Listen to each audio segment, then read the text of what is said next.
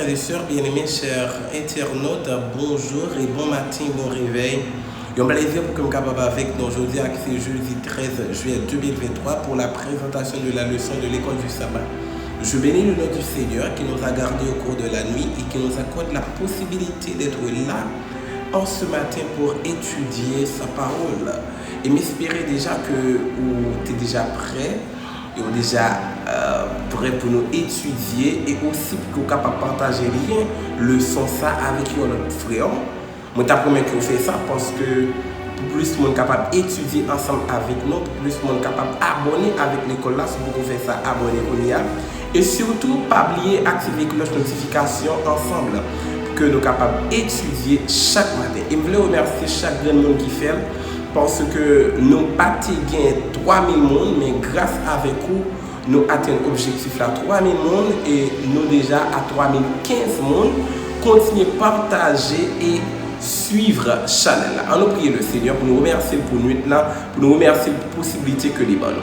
Notre Père, notre Dieu, merci parce que vous permettez que nous dormions, nous lever, merci parce que vous permettez que nos petits, tout merci pour Chanel, ça que vous permettez qu'il existe, que vous êtes capable avec nous, protéger nous, bénis moment nous allons passer à nous prier comme ça au nom de Jésus. Amen. Il est important pour nous un petit peu parce qu'il est vraiment fait chaud ici en Haïti. Bon petit peu.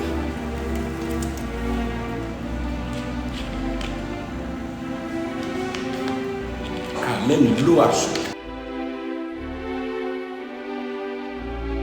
Cette semaine, nous étudions la troisième leçon de notre guide d'étude de la Bible et il y a pour titre La puissance de Jésus exalté. Et nous retrouvons le verset à mémoriser dans Éphésiens chapitre 1er, versets 19 et 20 qui nous dit par l'intermédiaire du Saint-Esprit, les croyants peuvent connaître quel est envers nous, d'ailleurs c'est là verset 19 qui a commencé, quel est envers nous qui croyons l'infinie grandeur de sa puissance, se manifestant avec efficacité par la vertu de sa force, il l'a déployé en Christ en le ressuscitant des morts et en le faisant asseoir à sa droite dans les lieux célestes. Éphésiens chapitre 1er, versets 19 et 20. Dans le verset à mémoriser, nous voyons la position de notre Seigneur et Sauveur Jésus-Christ dans le ciel. Il se trouve à la droite de son Père. Dans la Bible, lorsqu'on parle de la droite comme position, on veut parler de l'autorité du pouvoir, c'est-à-dire Jésus qui était mort, qui est ressuscité, Dieu l'a souverainement élevé. Et il se trouve, il l'a placé, le Seigneur Dieu l'a placé à sa droite, c'est-à-dire lui a donné une autorité infinie, une puissance indescriptible, une puissance qui surpasse toutes les autres puissances dans le monde. D'ailleurs, nous l'avons vu la semaine dernière que Jésus, en tant que Seigneur noir, est tout puissant et est fort en pile. Maintenant, dans la leçon de cette semaine, puisque nous abordons l'exaltation de notre Seigneur et Sauveur Jésus-Christ, nous sommes appelés, comme Paul l'a demandé aux Éphésiens, de louer le nom du Seigneur, de bénir son saint et grand nom par des actions de grâce et d'avoir une connectivité avec lui par la prière. Et ensuite, nous devons faire l'expérience parce que nous avons cette possibilité. Nous devons faire l'expérience de la perspicacité du Saint-Esprit et aussi nous devons avoir part à la puissance de la résurrection parce que la résurrection du Seigneur Jésus lui a donné la victoire et donne aussi à tous les croyants la victoire sur la mort, la victoire sur les puissances infernales. Et c'est ce que nous allons voir aujourd'hui dans la leçon, puisque partie aujourd'hui a les pour titre Jésus, toute chose et son Église. Jésus, toute chose et son Église. Jésus qui est notre Sauveur et notre Seigneur, il domine toutes choses. D'ailleurs, il l'a dit de lui-même dans Matthieu 28, verset 19, verset 18, 19, 20. Tout pouvoir m'a été donné dans le ciel et sur la terre. Et il parle aussi de sa présence qui sera constante dans notre vie. De sorte que la survie de l'Église est garantie par la présence du Seigneur. Et Satan ne peut pas détruire l'église du Seigneur. Ah, moi, très trop dans le son. Bon, commencer côté auteur là, lui-même, il commence. L'auteur se réfère au psaume 110 et psaume 8. Ces deux psaumes ils ont présenté la domination du Seigneur Jésus. Dans le psaume 110, le verset 1er, nous retrouvons ces paroles. Parole de l'Éternel à mon Seigneur. Assieds-toi à ma droite jusqu'à ce que je fasse de tes ennemis ton marchepied. Et au verset 6 du psaume 8, il est dit tout mis sous ses pieds. De sorte que ces deux textes montrent que les ennemis du Seigneur Jésus se trouvent où? Sous ses pieds. Et puisqu'ils se trouvent sous ses pieds, cela veut dire quoi? Il les domine, il les écrase. Il est supérieur par rapport à eux. Il est supérieur par rapport à eux. Les premiers chrétiens, lorsqu'ils lisaient ces deux textes, ils ont dit que le texte a un rapport avec l'exaltation du Seigneur Jésus. Et je n'ai pas de problème, parce que ces deux textes présentaient l'élévation du Seigneur Jésus, la domination du Seigneur Jésus d'une manière ou d'une autre. Maintenant, ils ont quoi dans ça? Et pas oublier que ces chrétiens étaient persécutés. Maintenant, comment parler de la domination du Seigneur Jésus lorsque nous sommes persécutés? Comment tu es capable de parler de ça puisque tu as persécuté? Eh bien, je te comprends très bien. Je te dis tout simplement, si l'ennemi qui les persécutait se trouvait au-dessus de leur tête, eh bien, l'ennemi s'en trouvait en bas pied le Seigneur. Maintenant, qui ça veut dire que l'ennemi qui sous tête nous en bas pied le Seigneur? Je te comprends que ça veut dire tout simplement, puisque il y a une connexion avec le Seigneur Jésus, c'est vrai que l'ennemi est capable de paraître plus fort que yo, mais il a survivre parce que le monde qui a assuré vie, c'est l'Éternel des armées, c'est Jésus-Christ de Nazareth.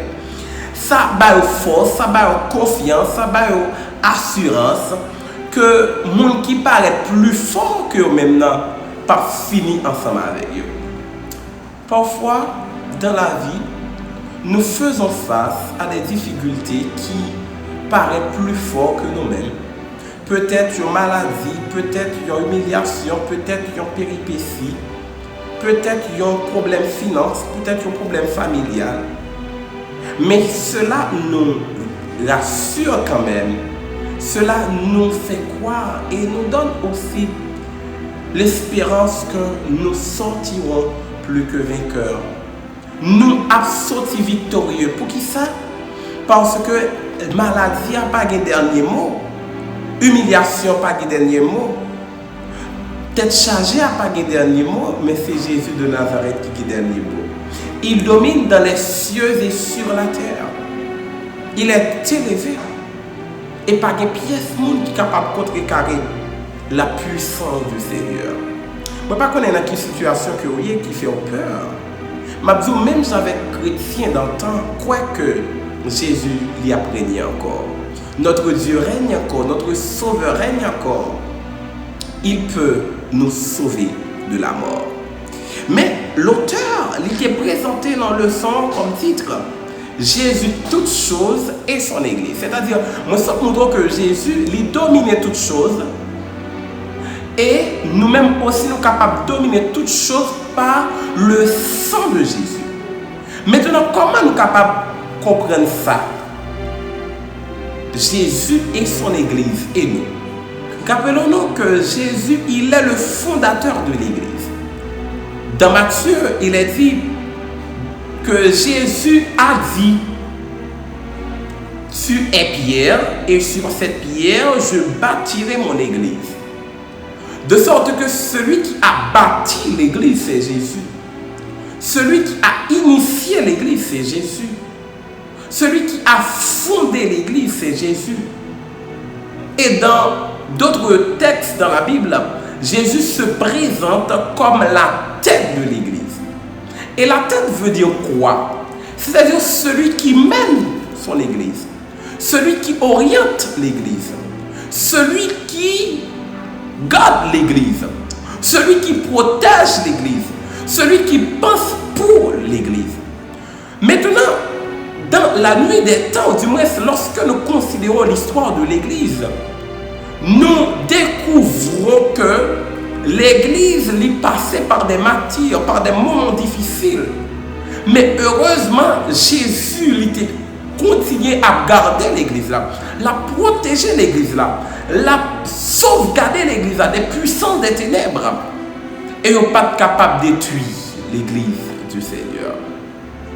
Cela veut dire quoi? Même si nous en 2023, même si Satan lui a fait tout ça que était capable de faire, il a utilisé toute ruse, eh bien, il n'est pas capable de finir l'église là. L'église du Seigneur reste et demeure l'église du Seigneur. L'église survivra tout le temps. Jésus est là. Et puisque Jésus est là, toujours là, l'église est toujours là au nom de Jésus de Nazareth. Maintenant, rappelez-vous que où c'est l'église là. Parce que lorsque je parlé de l'église, moi pas seulement voulais parler de l'église comme étant édifice. La Bible dit, vous êtes le temple du Saint-Esprit, le tabernacle de Dieu. Dieu habite en vous par l'intermédiaire de son esprit. De sorte que tu es le temple du Saint-Esprit. Et en tant que le temple du Saint-Esprit, parfois, les situations de la vie veulent nous amener dans une situation de découragement. Mais je vous assure que par le sang de Jésus, ou pas perdu, ou pas fini mal, ou pas perdu dans la lutte là, mais on sorti victorieux. Par conséquent, en tant qu'église, il y a un bagage qu'on doit faire. Ou doit battre pour ressembler avec le Seigneur Jésus. Ou doit battre pour marcher selon la volonté du Seigneur Jésus. Ou doit battre pour ressembler avec les actions, les pensées. Et rappelons comment Jésus était. Il était soumis constamment à la volonté de son Père. De sorte que si le Seigneur Jésus assurait survit l'église là doit assurer aussi que la marché selon la volonté de Jésus.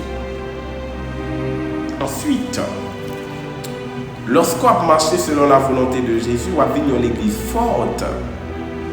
Mais comment on est capable de rester connecté avec le Seigneur?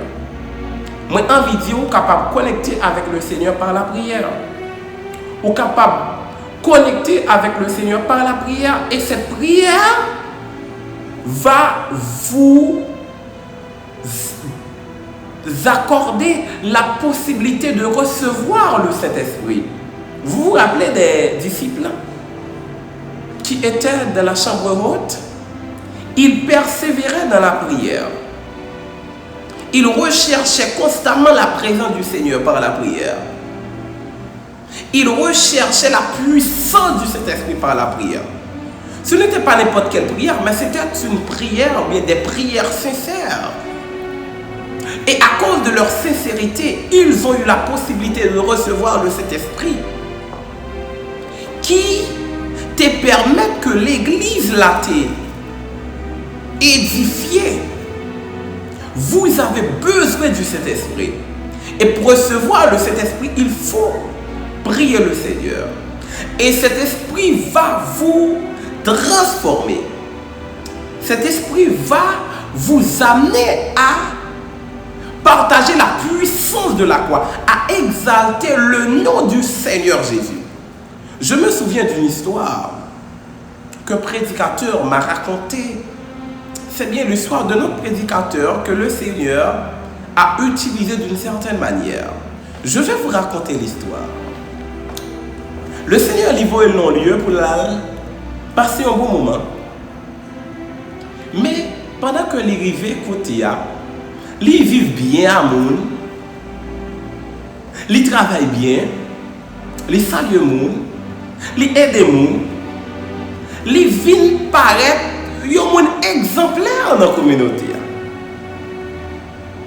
Mais il était toujours qu'on prêchait avant. Mais le Seigneur mandel pour le prêcher par des actes. Et il y a un homme qui et qui rentrait la caille madame li. Avec un homme a joué madame li. L'homme nous dit avec madame li, quand ça passe, je dis à moi, quelle possibilité pour moi Jésus. Madame, monsieur, ça a dit, mais comment où est Jésus? Ça passe, comment faire où est Jésus? Je m'entendais parler de Jésus. Je me disais, mais ouais, il dit, oui, moi Jésus. Et puis madame, non, avec Maria, ils ont décidé pour que le prédicateur là, puis aller Jésus. L'arrivée que le prédicateur là, il dit, bonjour cher Jésus. Bonjour cher Jésus. Mais content pour moi Jésus. Date nous t'avons parlé de vous. Et le prédicateur lui dit, mais je ne suis pas Jésus. Il dit, mais non, pas besoin de faire semblant, on connaît Jésus hier.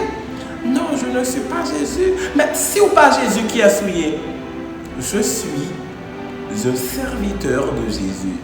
On a dit, waouh! Serviteur de Jésus. Alors, on fait serviteur de Jésus pour ressembler avec Jésus comme ça. Pour que comportement Jésus comme ça. Pour agir tant pour Jésus comme ça. Il dit oui. Ou c'est serviteur Jésus pour Jésus exalté dans la vie comme ça? Il dit oui. Et puis monsieur avec madame il dit mais ok d'accord. Eh bien faites devenir serviteur Jésus non. Bon nous Jésus ça non. Comme ça nous allons ressembler avec Jésus. Frères et sœurs, chers amis, le prédicateur il priait pour eux et ils baptisé et finalement ils recevoir le Seigneur Jésus. Le transformer de la même manière. Je vais terminer. Le son, c'est vrai, de parler de la protection du Seigneur Jésus. Mais que tu me poses une question, ça, est-ce que vous ressemblez à Jésus? De sorte que si Jésus t'a dit, pas prêcher avec Bible, mais pour prêcher avec action, pour prêcher avec acte, est-ce que mon cap gado dans la communauté a dit oui, vous ressemblez avec Jésus? En plus, nous parfois, nous juste prêcher, mais nous pas sembler avec Jésus. Si Jésus a protégé l'église là de toute attaque ennemie, l'église là doit protéger l'image de Jésus. L'église là doit préserver l'image de l'église. Mesdames, messieurs, frères et sœurs bien-aimés, je termine en demandant à Dieu de vous garder dans la bonne voie, de vous orienter, de vous transformer, afin que vous puissiez le représenter dignement. Je demande au Seigneur Jésus de vous garder de toutes les attaques de l'ennemi, afin que les portes du séjour des morts ne prévaudront point contre toi. Que bon Dieu capable de bénir, que bon Dieu capable de garder. On nous prie le Seigneur. Notre Père, notre Dieu, merci parce que vous assurez protection à l'église là. Merci parce que Jésus, il est au-dessus de toutes les puissances et ça permet que nous connaissions ce fait nous pas de pouvoir sur nous. Mais aussi, Seigneur, nous voulons te représenter dans ce monde plein d'immoralité. Que vous êtes capable avec nous garder nous, protéger nous, faire au-delà de nos attentes et de nos espérances, nous prions concernant le nom de Jésus. Amen. Mesdames, messieurs, frères et sœurs bien-aimés, c'est un plaisir pour nous présenter au leçon ça. Que bon Dieu est capable de garder, que bon Dieu est capable de bénir. Bonne journée.